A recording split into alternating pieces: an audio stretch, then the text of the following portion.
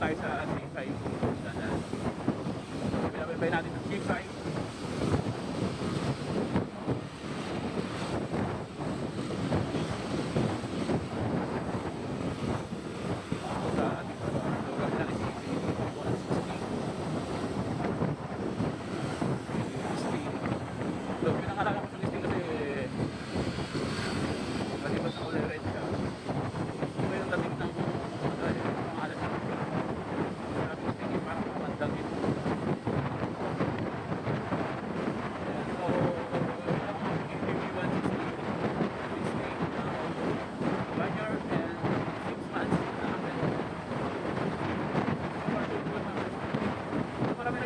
YEDV 160 na natin yung pinili. So, isa-isa natin yan. Based sa aking experience at ang aking rason bakit YEDV 160 na natin yung ating kinuha ng pro. Marami naman dyan ibang marami namang ibang scooter dyan bakit YEDV 160. May mas mabilis, may mas maporma, mas mura. So, bakit ADV? So, ayun guys, kanya-kanya naman tayo ng opinion no? So, para sa akin, bakit ADV? Mas okay sa akin tong ADV 160 dahil ayun nga, maliban sa nagbabiyahe kami every week ng Pangasinan ni OBR is napapanood ko rin siya sa mga napapanood ko rin sa mga vlog na mga vlogger na napapanood ko. So dahil maliban sa ini-endurance na stock, sulit talaga yung performance na ito guys. Maliban sa adventure bike siya, semi-adventure, and pwede sa city ride. So dual purpose na, dual sport na.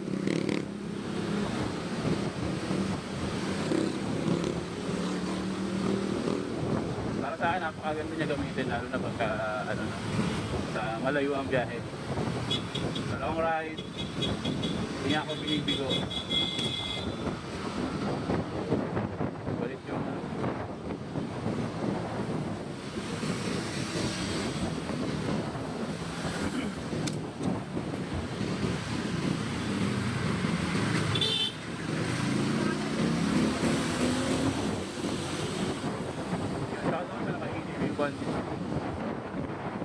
so, marami ng mga naka-ADV ngayon.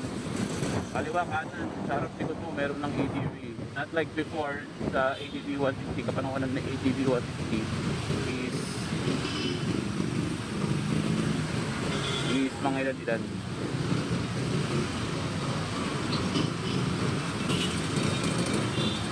Dumagsa talaga yung dami ng ADV ngayong lumabas itong si ADV 160.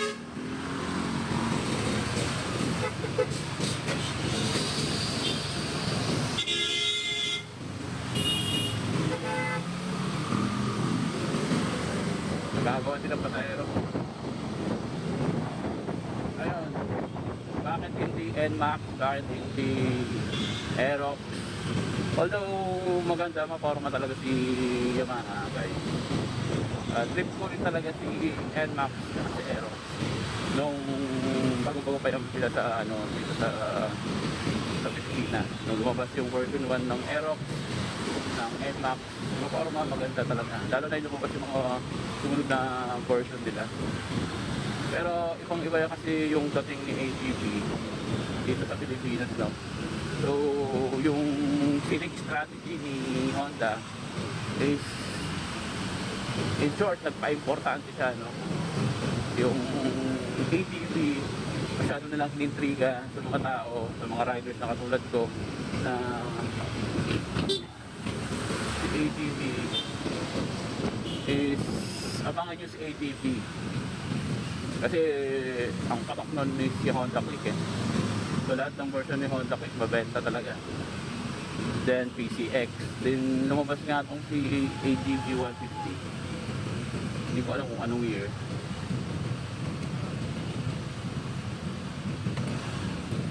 Talagang trending siya. Para siyang siyang artista na pinag-aagawan, inaantay ng mga rider. Sa mga mahilig sa adventure. So nung lumabas yung 150, nung lumabas yung ATV 150, mahal yung presyo, kailangan mo pa magpa-reserve para makakuha. Then yung iba sa ibang bansa pa kumukuha, no? Then to make the story short, naglabas ulit si ATV na 160cc. So halos kinuloy nila yung ATV 160 na lumabas. So lumabas na si Airblade 160, Honda Click 160, ATV nung nilabas nila, ayan, nagkagulo sila, no? Napakamahal siya, napakaganda. So ayun, so kaya ko talagang bibili is yung version 1 ng ATV 160 na color red din. So nung bibilihin na namin siya, is wala na siya, sabi ng kasa, phase out na, wala ng stock. So makakakuha ka man, mahal na ako, parang useless din kasi phase out na nga siya. So no choice kami, bago pa dumating itong si nung dumating na itong si ATV 160 sa Pilipinas, ilang months nakalipas, naghanap kami, nagbisilong kami ng OBR na ATV 160, ito lang yung kunin namin.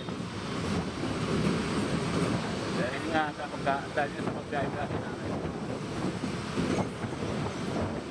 Dahil sa pagbiyahe-biyahe namin, uwi ng probinsya, kailangan namin yung maganda yung comfort, relax, pipit sa gasolina.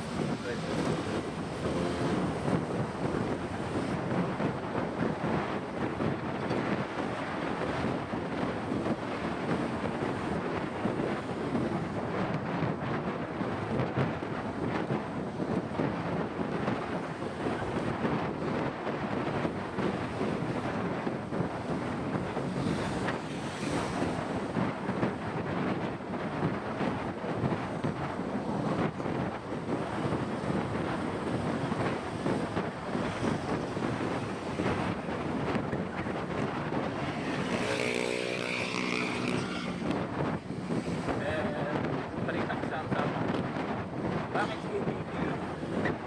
Ayan guys, ako naghahanap ng bilis motor.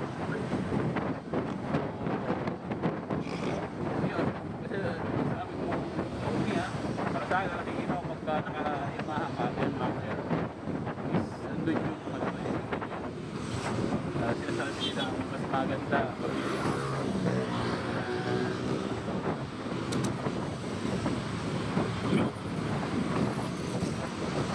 Mas mabilis. Yan doon na dyan.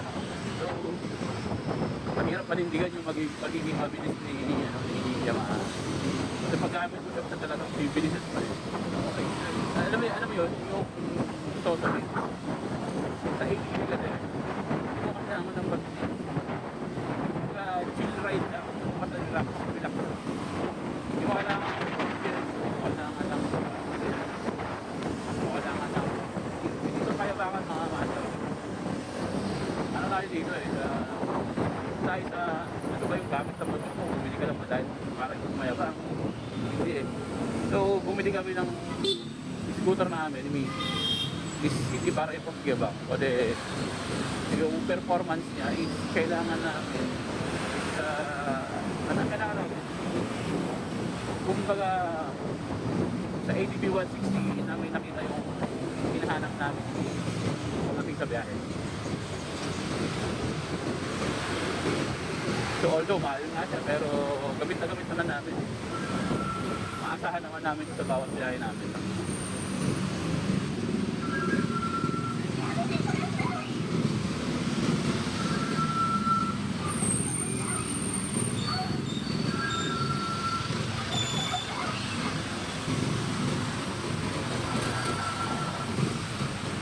Pero yun nga, siyempre maganda talaga ang Yamaha. Wala namang dito no brand war tayo dito. So gusto ko rin magkaroon ng NMAX Aero dahil maganda siya. Ganda talaga. Eh pero hindi siya not for racing dahil maganda, gusto ko siya dahil maganda siya pang city riding, magaan, alam mo yun, maganda yung handling niya. Kasi nakapag-drive na ako ng NMAX, tsaka Aero, forma talaga. Pero it comes to ADP1, adventure ko eh. No rating.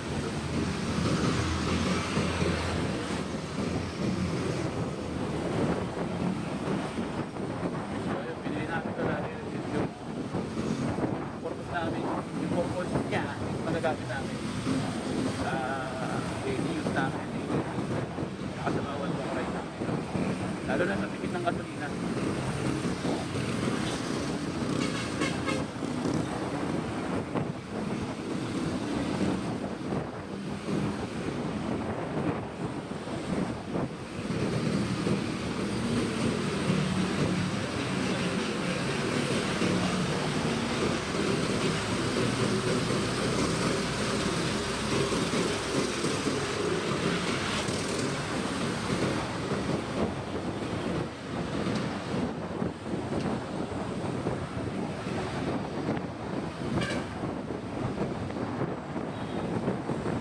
So yan, singitan naman, wala tayo masasabi.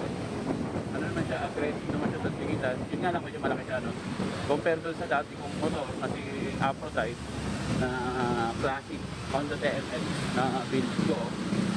Manipis, kung nakakasingit ako sa gata, mga ganyan. Pero pagdating dito sa ADB 160, bago ako noong sinama ko siya dito sa sinangkap ko siya dito sa Maynila, So yung meron ng mga part na hindi ko mapasok, hindi ko masingit dahil sa lapad niya. Although naglagay din tayo ng handguard, nagpahaba sa kanya. Pero alam mo kagandahan ng handguard, guys, is hindi siya nakakagasgas pag nakasagi ka naman. Nakasagi ka ng kotse dyan, hindi niya magagasgas kasi medyo madalas yung plastic, guys. Medyo madalas yung pagkaka-plastic. So wala sasabitan ng ano dito. Wala ang sasabitan ng walang sasabi sa sasakyan. Sududulas lang siya.